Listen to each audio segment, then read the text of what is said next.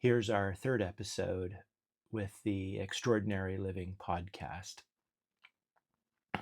Um, our job as healing facilitators is to create a context for people to look at themselves in relationship to their personal journey. And it's quite an interesting challenge to do this because people are culturalized in a very specific way by the dominant storytellers, which is Western medicine. Yet the foundations of Western medicine is by this guy, Bill Osler, and he may be described as the father of modern medicine. And, um, if such, his opinion was that one of the first duties of the good doctor is to educate people to not take medicine. And yet now, if you're one of those educators, and I'm not a medical doctor, I'm not even too sure that I'm a chiropractor anymore. I think technically I'm a chiropractor, right? Because I have a license and stuff. But professionally, I'm not too sure that what I'm doing, I mean, I think it's an extension of chiropractic. I think that D.D. Palmer and B.J. Palmer would be completely thrilled with what it is that Naomi and I are doing and the people that we train are doing. None of them are chiropractors. Um, I'm always wrestling with whether to even bother keeping my license or such. And but you know, the founding father of medicine was like, your job is to create a context for people to view their lives and to help them along the pathway of them being able to handle it without a drug. But the dominant storytellers in society are incredibly powerful. And people, you know, can be like children where, they just want to have their little pink or blue blanket and they just want their little sucky toy and they just don't want to take the responsibility. And so if they need to do something different for themselves and but they don't really know exactly what it is, you can profit off of that individual by giving them a medication that kicks the can down the road. And as one of the things that I don't appreciate about talking online is that this material online is going to last a really long time and people could take things out of context. And it's I'm not talking in absolutes, you know. It's it's like sometimes there's a completely fantastic reason for taking a medication, but but by and large, the world is over medicated, and the evidence supports that. And so, as this program goes forward, I will be clearly drawing a line between healing and curing, even though the world uses healing and curing as synonyms. Healing and curing mean two very different things. Curing, though often necessary, it means, for you to be basically moved backwards in time before you had your heart arrhythmia, before you had your knee pain, right? If you like nothing changed about you, you didn't move forward as a human being. So curing has a lot to do with moving a person backwards in time, backwards before you had your manic depressive episodes to you're now a person living a life and you don't have the volatility of mania and depression. You're the person that used to have a thyroid problem. Now you don't have a thyroid problem. You've been moved backwards to who you used to be But the deal is that if you keep making the same decisions, taking the same course of action, you're probably going to repeat whatever that problem is. And so that's on the curing side. And we'll cover this so in depth so many times. But it's good to lay a little bit of groundwork because healing is a person's inner journey of discovery. And this is about becoming more and utilizing that which has damaged you in the past and your life circumstances as a slingshot to like push you forward into the being that you're becoming. So we have a society that utilizes healing and curing as synonyms, but they're not synonyms, just like vaccination and immunization are words that are used as synonyms, but they're not synonyms.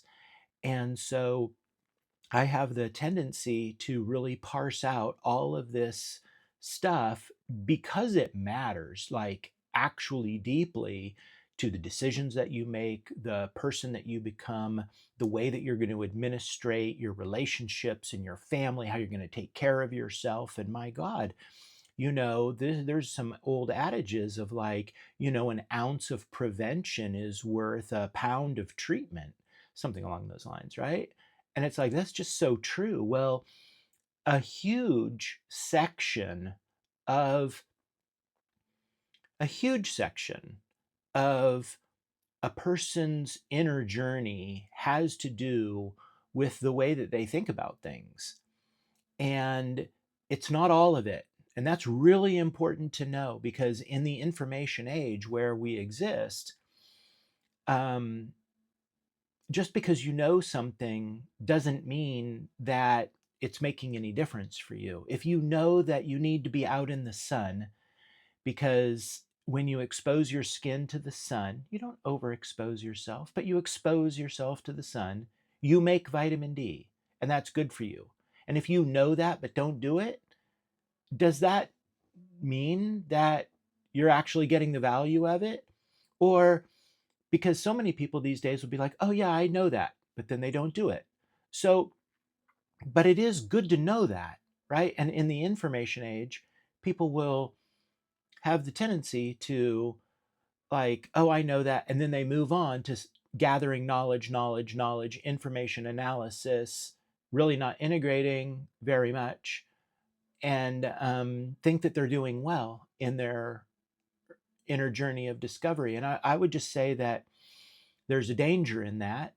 And, but at the same time, it's part of the key because the situation is that the dominant storytellers of societies are the ones that are very much controlling the way that people think. And they have,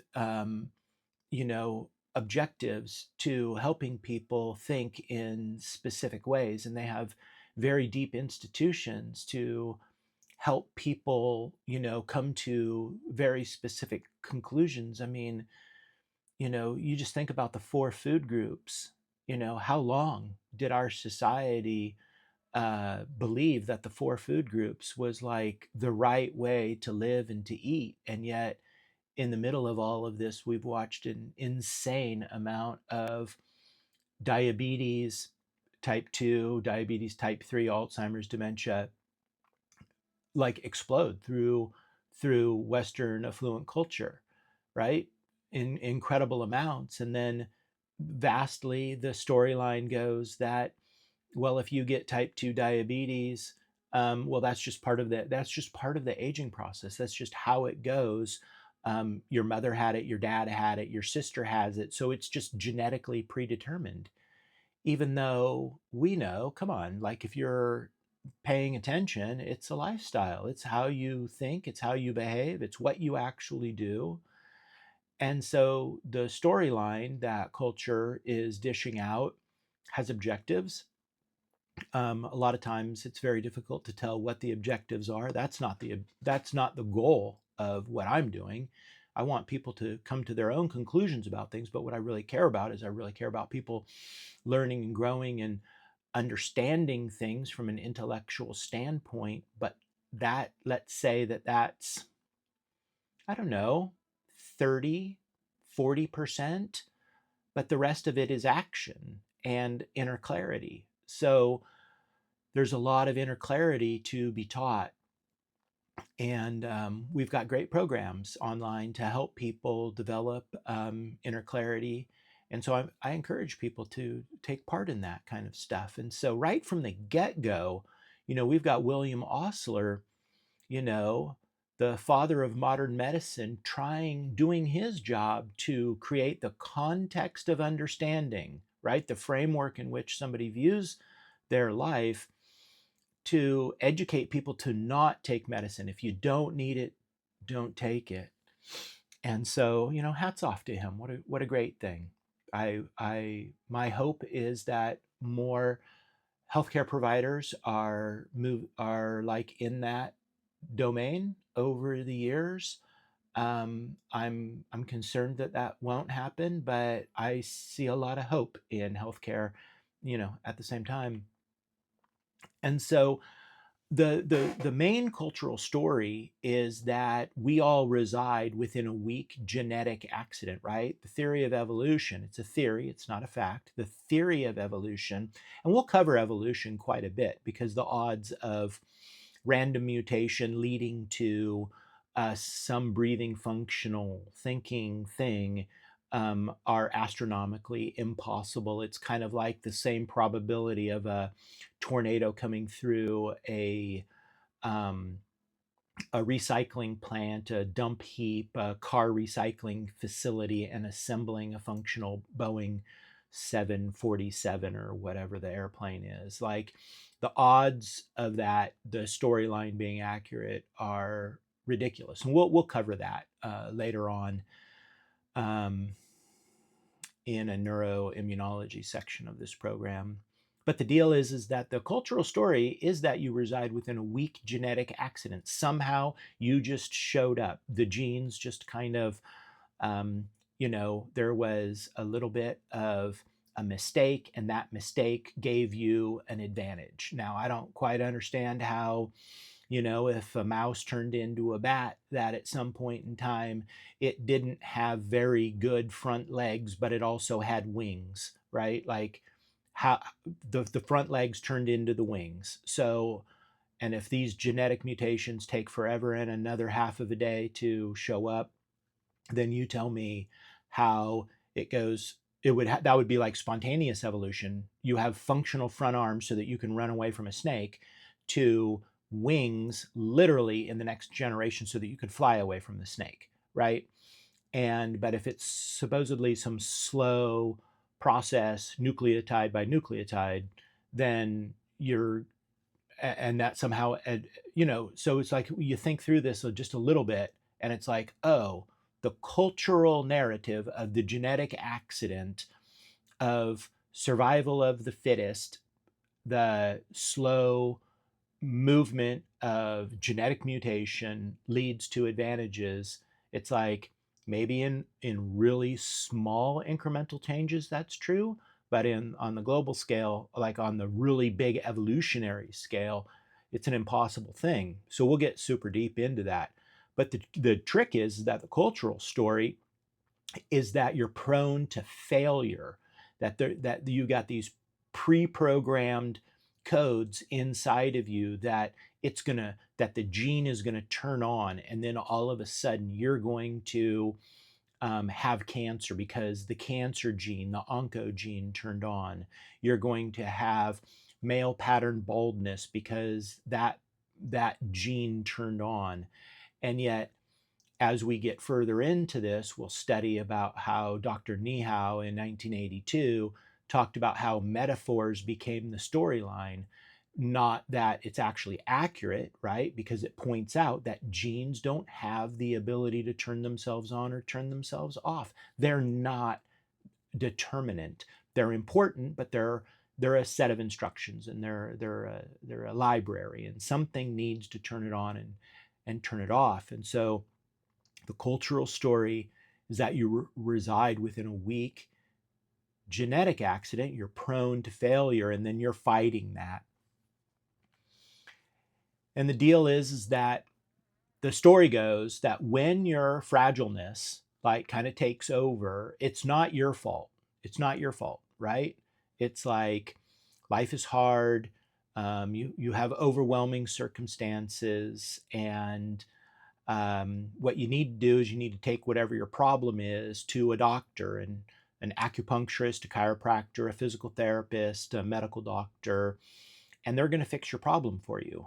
And so you're on the weaker side of things. We're taught to play the victim and have excuses. I mean, this is one of the things that I really love about podcasting, is that a lot of the people these days, whether it's Joe Rogan or David Goggins or some of these other, you know, good, strong men and women, they're telling you to take your power back and to like just don't give in to the general storyline. But millions of people are. And so if it sounds odd to say that most people believe that they have a fragile body that's prone to failure, and that when it fails, it's not your fault because you're a victim of your genetics, and it doesn't really even matter, because when you have whatever the problem is, you'll just take it to the good doctor, and the chiropractor is going to fix your whatever, the medical doctor is going to fix your whatever. But that, I mean, that's the storyline, but um, that just presupposes that you're this completely broken thing and that symptoms have no meaning or purpose, right? Is it possible that a better story is that the symptoms in your body and the crises of your life are messengers of change? Is it possible that these messengers show up, but because of the way that you've been taught to view your life experiences and your body experiences, has got you convinced of that you should externalize the problem to a professional, because you don't have the answer inside, you don't have the ability to do anything internally for yourself, right? Isn't that the way that things are set up, right? And so if you have a body problem, it's like, do people become more self-reflective? Do people get their hands on their body and breathe and move and wonder what they need to do different? Is that the question that people are asking? I don't think so. I think that in general, people offboard the responsibility of the ache, the pain, the pathology, whatever, to the professional. And then it's the job of that professional to move that person back in time to who they were before the onset of whatever that problem is. Like, I hope you would understand that if you love to rock climb and you have a real problem with your ankle, um, and that if you went to the good physical therapist, and the good physical therapist got your ankle back to 95%, and you could climb um, nearly as good, like almost as good, you'd be very, very happy. You've been returned back to who you used to be before you had the problem. You'd be very happy, right? And so we're put in it doesn't have anything to do with getting your hands on your body and asking the question of, well, what do I need to do different? How do I need to be different? What other actions should I take? Maybe this individual utilizes rock climbing as an excuse to continue to um, not move forward with relationships, their spiritual practice, their health in other arenas. Maybe they're utilizing rock climbing as something that they absolutely enjoy, but it's slowing down their personal growth and evolution in other domains. And so that then they have attracted to them this problem for them to grow through. And is it possible that they come from more of a somatic side of things, of like, I'm the one with the problem, I'm the one with the answers. The answers are within me. There's nothing broken about me. This is a gift. And it's like, how do I then understand? How do I unpack what this is so that I can move forward as an individual, unattached to what it is that I have to do? And maybe in this situation, the the symptom is like the inner knowing is like, man, that lady that I've been dating for a while, I know she really wants to get married. I don't really want to get married, but that's what I need to do. And so then he decides to get married. And it's like, that seems like it has nothing to do with the ankle. But then you read a Louise Hay book, and having some sort of ankle problem has everything to do with not stepping forward inside of your life. And so I understand that the way that I talk about things can sound like just a ton of gobbledygook, right? But my life experience says that there's there's something very wise about you as an individual that will tell you things and help you through things in non-linear ways, like A plus B equals C is linear, right? 1 plus 2 equals 3 in a linear mathematical way. But human beings are not linear. You're driving down the street.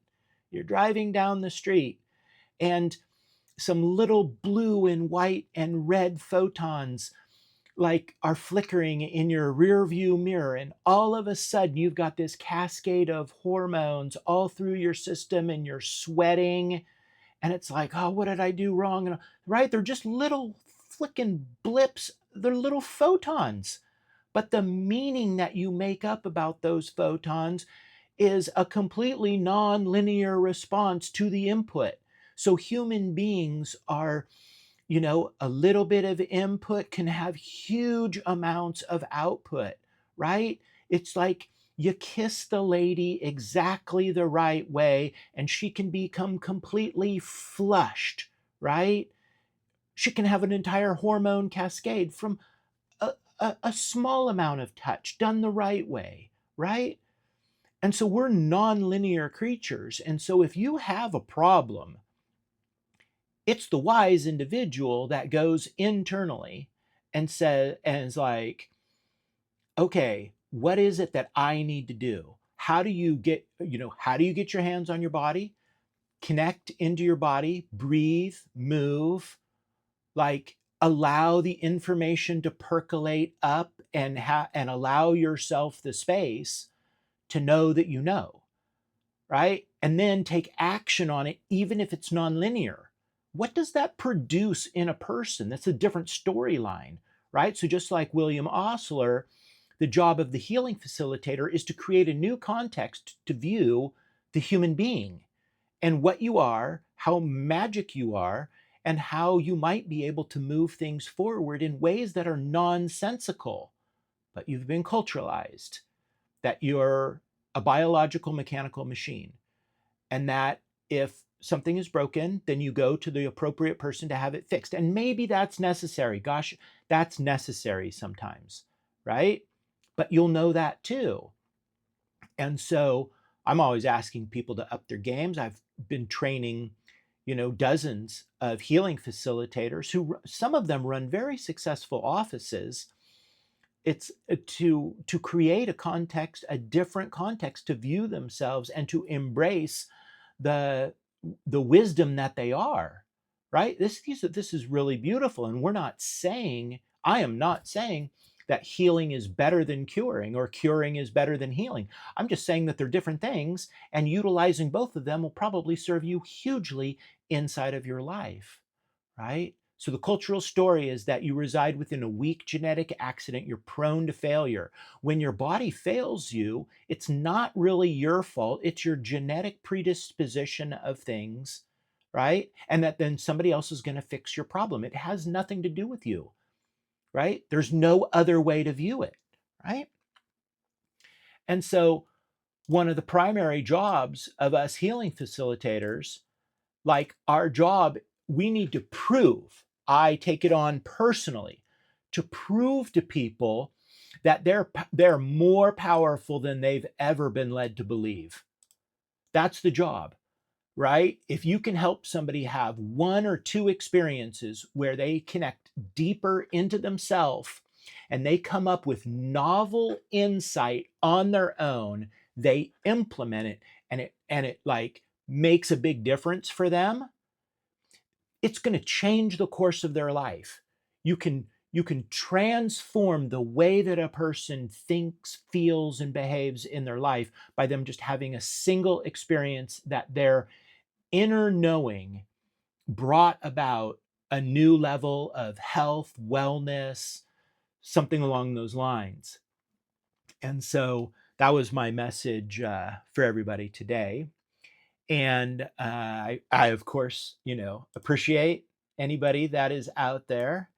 And so we'll catch you all on Tuesday at 9:30 California time, and we'll do some more of this good stuff.